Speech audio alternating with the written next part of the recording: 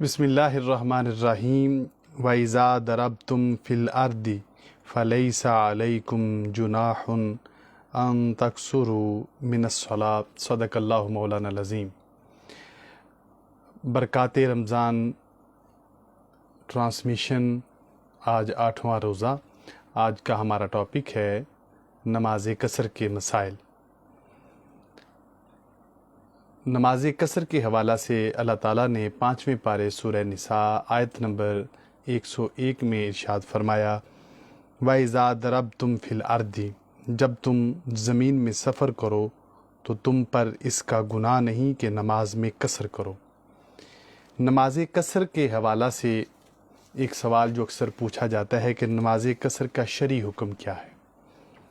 नमाज कसर का शरई हुक्म जो है वो वाजिब है, यानी अगर कोई शख्स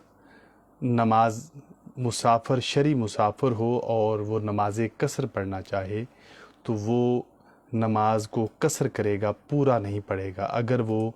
4 रकतों वाली नमाज को 2 रकतें पढ़ेगा तो सही होगा, लेकिन अगर कोई शख्स पूरी नमाज पढ़ता है तो साहिब बहार शरीयत ने लिखा है और तफ़हीमुल मसाइल में मुफ्ती मुनीब और रहमान साहब ने लिखा है कि वो शख्स गुनाहगार होगा। अब इसमें जो सवाल है वो ये है कि नमाज कसर, कौन नमाज को कसर करेगा, उसका तरीक़ाकार क्या है। नमाज उस पर कसर होती है जो शख्स वन साइडेड,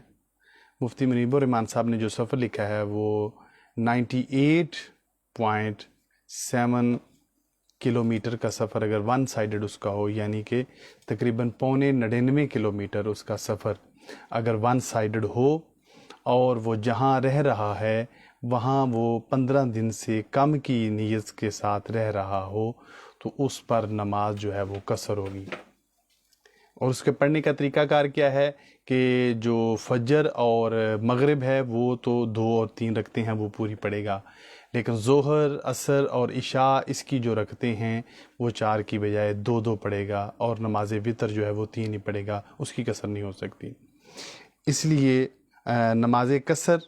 जो है उसके लिए लाजिम है कि जो शख्स मुसाफिर हो वो वन साइडेड उसका सफ़र 99 किलोमीटर हो। आपके जो सवालात हैं बरक़ात रमज़ान ट्रांसमिशन में वो आप हमें व्हाट्सएप करते हैं, इंस्टाग्राम पे भी कर सकते हैं और हमारा जो लाइव ट्रांसमिशन चल रही है फेसबुक पर उसके कमेंट्स में भी आप अपने सवाल लिख सकते हैं। हम आपके सवालात ले रहे हैं और साथ में उनके जवाबात दे रहे हैं।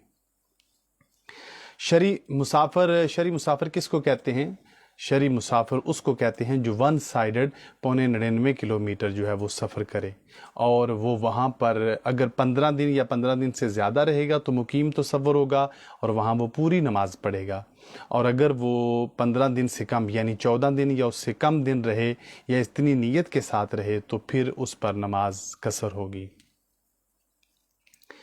एक सवाल ये है कि अगर कोई शख्स जो है वो सफ़र जब करता है तो वो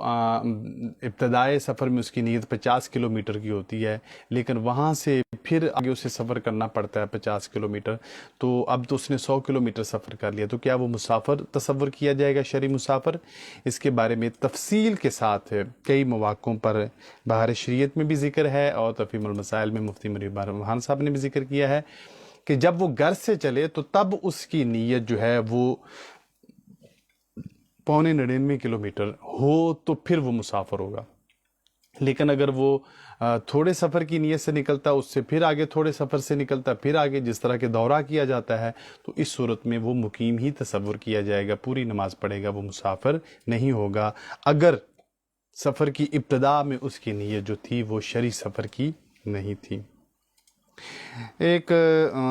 बहुत दिलचस्प सवाल किया गया है कि किसी जगह पर जाने के लिए 2 रास्ते हैं, एक रास्ता जो है वो लंबा है और एक शॉर्ट रास्ता है। लंबे रास्ते से अगर जाएं तो वो शरई सफ़र बनता है और अगर शॉर्ट रास्ते से जाएं तो कम बनता है। तो अब क्या वो मतलूबा जगह पर पहुंचकर कसर नमाज पढ़ेगा या पूरी पढ़ेगा? जिस तरह हमारे यहाँ GT रोड से जाएँ तो सफ़र कम होता है और अगर बाय मोटर पे जाएँ तो सफ़र ज़्यादा है, تو لاہور کا، تو اب اس صورت میں کیا ہے، تو فقہا نے لکھا ہے جس رستے سے جائے گا اسی رستے کے مطابق اعتبار کیا جائے گا۔ اگر وہ شارٹ رستے سے جاتا ہے اور اس پر جو سفر ہے وہ 98 پونے 99 کلومیٹر اگر نہیں بنتا تو وہ مسافر جو ہے وہ کنسیڈر نہیں کیا جائے گا۔ لیکن اگر وہ شخص ایسے رستے سے سفر کرتا ہے جس کا سفر جو ہے وہ شرعی سفر کے اعتبار سے بنتا ہے تو پھر وہ نماز قصر پڑھے گا۔ اب نماز قصر کے سوال ایک کیا جاتا ہے کہ نماز قصر کہاں سے شروع کی جائے گی، تو اس کے بارے میں بہت تفصیل کے ساتھ لکھا ہوا ہے کتب فقہ میں کہ اپنے شہر کی حدود یا اپنی بستی کی حدود سے جب باہر نکلے گا تو اسی سے ہی وہ قصر نماز پڑھنا شروع کر، جتنی بھی نمازیں پڑھی جائیں گی، اور کب تک پڑھے گا، جب تک وہ لوٹ کے واپس پھر اپنے گاؤں میں یا اپنی رہائش میں واپس نہیں آ جاتا۔ ایک ساتھی نے سوال کیا ہے کہ میں جناب والا لاہور جاب کرتا ہوں اور میں 6 دن وہاں رہتا ہوں اور پھر واپس آ جاتا ہوں، کبھی کبھی زیادہ بھی رہنا پڑتا ہے، تو اس صورت میں مجھے وہاں نماز پڑھنے کا شرعی حکم کیا ہے؟ تو اس کا بڑا سادہ سا جواب ہے کہ وطن رہائش کرنے کی جو ہوتی ہیں وہ 2 صورتیں، وطن کی 2 صورتیں، ایک وطن اصلی اور ایک وطن اقامتی۔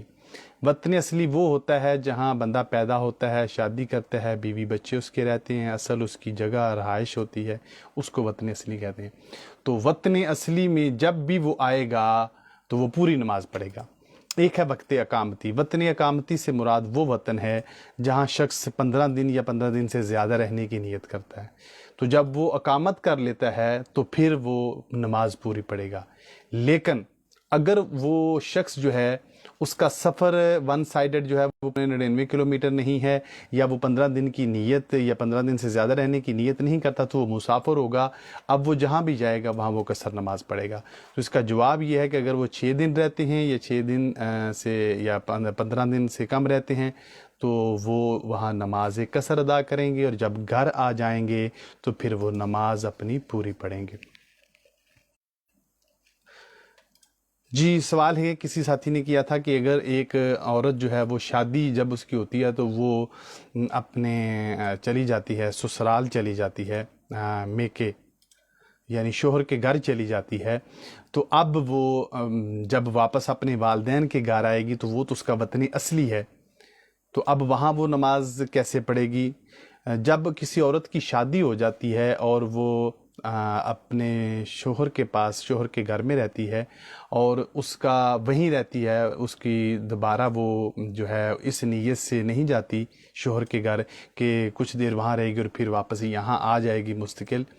تو وہ شوہر کا گھر جو ہے اس کا وطن اصلی ہو جائے گا۔ اب اس کا پچھلا جو وطن اصلی والدین والا گھر ہے وہ وطن اصلی نہیں رہے گا، وہ وطن اصلی باطل ہو جائے گا۔ اب اس کا وطن اصلی جو ہے وہ شوہر کا گھر ہے۔ اب اگر اس کا گھر یعنی شوہر کا گھر اور اس کے والدین کے گھر میں اگر شرعی سفر یعنی 99 کلومیٹر سفر 1 سائیڈر بنتا ہے تو اب وہ جب بھی اپنے والدین کے گھر آئے گی تو وہاں آ کے وہ قصر نماز پڑھے گی، پوری نہیں پڑھے گی۔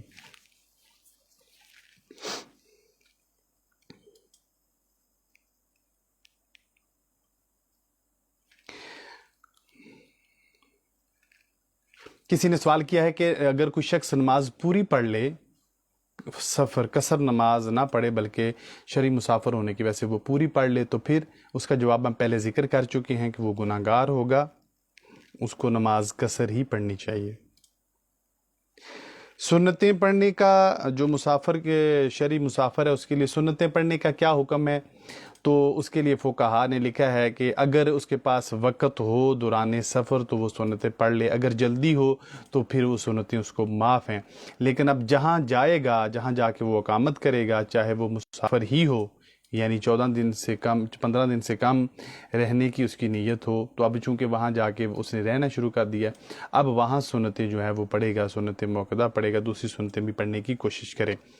لیکن اگر وہ دوران سفر ہے، وہاں وقت کم ہے، تو پھر اس کو سنتیں معاف ہیں۔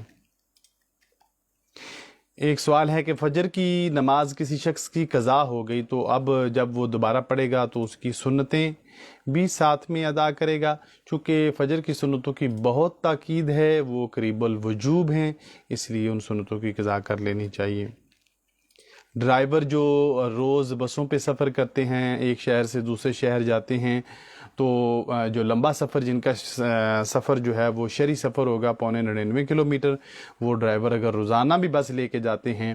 تو جب وہ اپنے شہر سے نکلیں گے تو ان پر قصر نماز ہے، جب وہ اپنے شہر میں واپس وطن اصلی آ جائیں گے تو ان پر نماز پوری ہو جائے گی۔ ایک مسافر ہے، اس نے نماز کسی مقیم امام کے پیچھے پڑھی ہے تو اب وہ 4 فرض ہی پڑھے گا، لیکن اگر کسی مقیم نے کسی مسافر امام کے پیچھے نماز پڑھی ہے تو امام 2 فرض پڑھنے کے بعد سلام بھیج دے گا اور مقیم مقتدی جو ہے وہ اپنی باقیہ نماز جو ہے وہ پوری کرے گا۔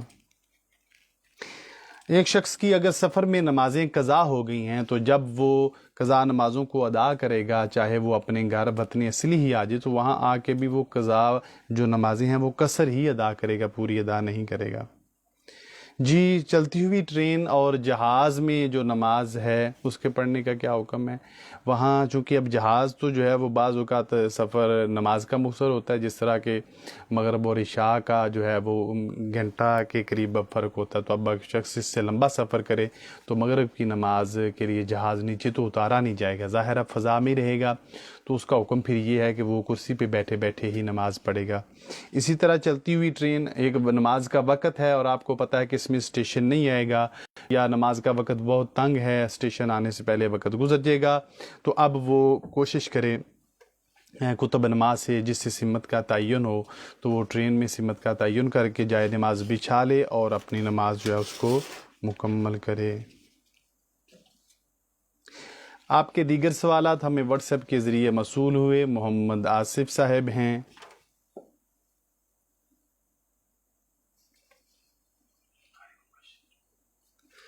ہمارے دوست ہیں تھائی لینڈ سے محمد آصف صاحب، انہوں نے ہمیں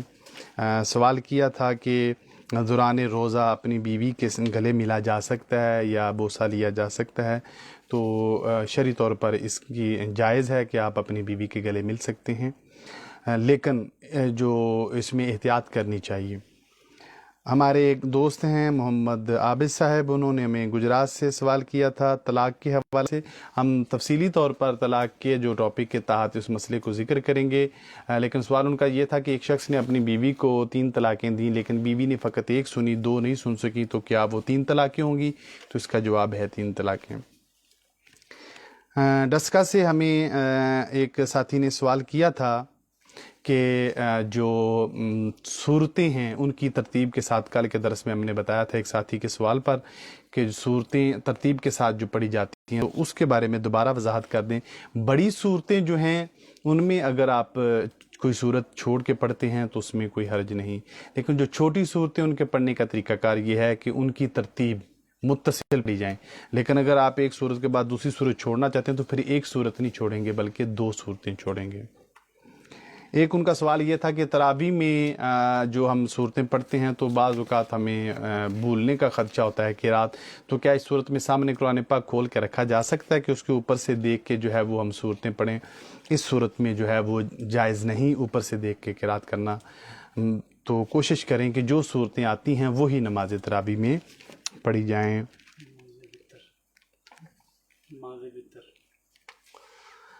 آپ کے سوالات ہم لے رہے ہیں، آپ کے سوالات جو ہمیں کمنٹس میں مل رہے ہیں وہ انشاءاللہ بہت سارے سوالات ابھی رہتے ہیں انشاءاللہ ہمارے پاس، چونکہ ہماری ٹرانسمیشن کا وقت بہت مخصوص سا ہوتا ہے، 10 منٹ صرف ہمارے پاس وقت ہوتا ہے، انشاءاللہ ہم جو بقیہ سوالات رہ چکے ہیں وہ کل کی نشست میں ذکر کریں گے، اس دعا کے ساتھ کہ رب العالمین ملک پاکستان کو امن و سلامتی عطا فرمائے۔ ہمارا جو پیج ہے محسن شہزاد چشتی جس پہ لائیو ٹرانسمیشن ہے، اس کو وزٹ کریں، لائک کریں، شیئر کریں، اور ہمارا یوٹیوب چینل مفتی محسن شہزاد چشتی، دیگر جو ہماری پہلی ایپیسوڈ گزر چکی ہیں وہ بھی آپ دیکھ سکتے ہیں، روزے کے مسائل ہیں، تراویح کے مسائل ہیں۔ اپنی آراء سے ہمیں ضرور جو ہے وہ نوازیے گا۔ شہباز بٹ صاحب نے ہمیں سعودی عرب سے اپنی تجاویز و آراء بھیجی، ہم ان کا شکریہ ادا کرتے ہیں۔ محمد شعیب نے ہمیں کراچی سے اپنی تجاویز بھیجی، ہم ان کا بھی شکریہ ادا کرتے ہیں۔ جتنے بھی دوستوں نے اپنی